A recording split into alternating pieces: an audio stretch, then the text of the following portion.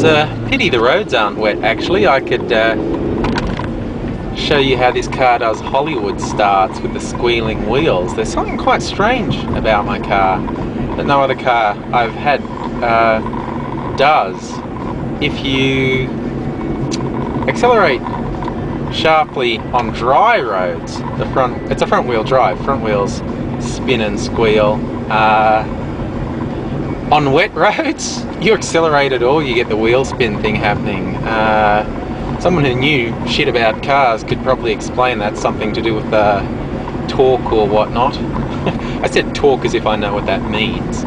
I don't know a fucking thing about cars. You get in them and drive places.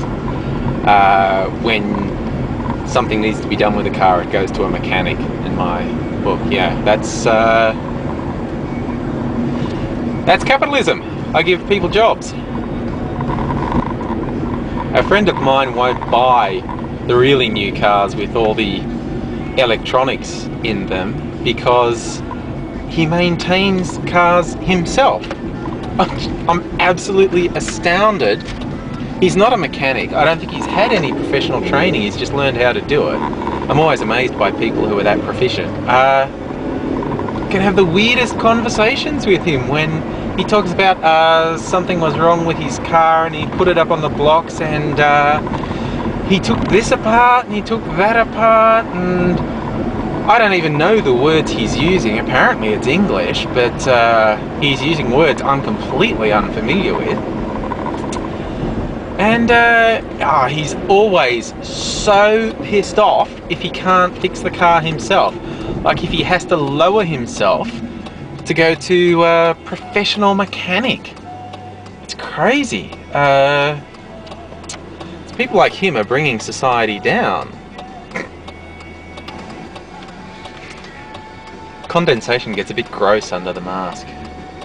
You wanted to know that, didn't you? I'm having this vapor and mucus build up under here.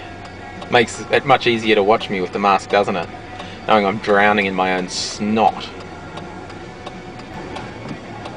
Come on, dude, what the fuck are you waiting for? You're allowed to turn right when there's no fucking traffic. Cheesehead. I will just stress, although you heard me hanging shit on another driver, he didn't hear it. I don't abuse people so they can hear it. I abuse it just to get it out of my system. It's cathartic.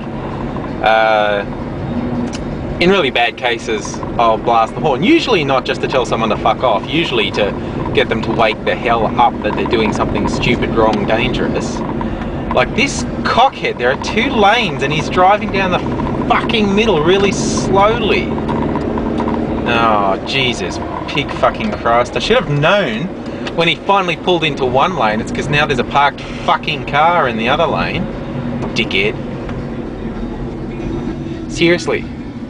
If you can't fucking drive, stay off the road, okay? Shits me.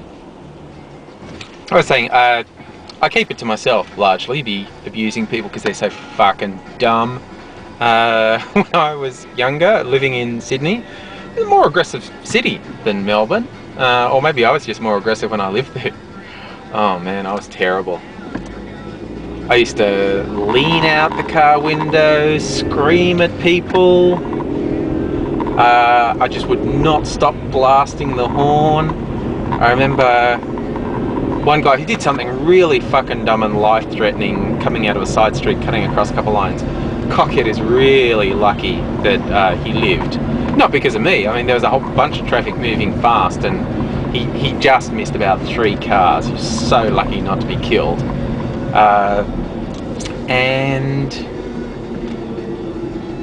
I was just blasting the horn non-stop. You know, we stopped at traffic lights and I was blasting and screaming at him what a dickhead he was. And he was really confronted, understandably. And he said something like, "Okay, stop blasting the horn. You don't have to keep blasting the horn." I just screamed back, "I'll stop blasting the horn when you grow a fucking brain, you fucking idiot." I was a pretty angry guy. Mr. Angry now is a character. I have a bit of fun. When I was younger, Mr. Angry was me. You're lucky you didn't know me then.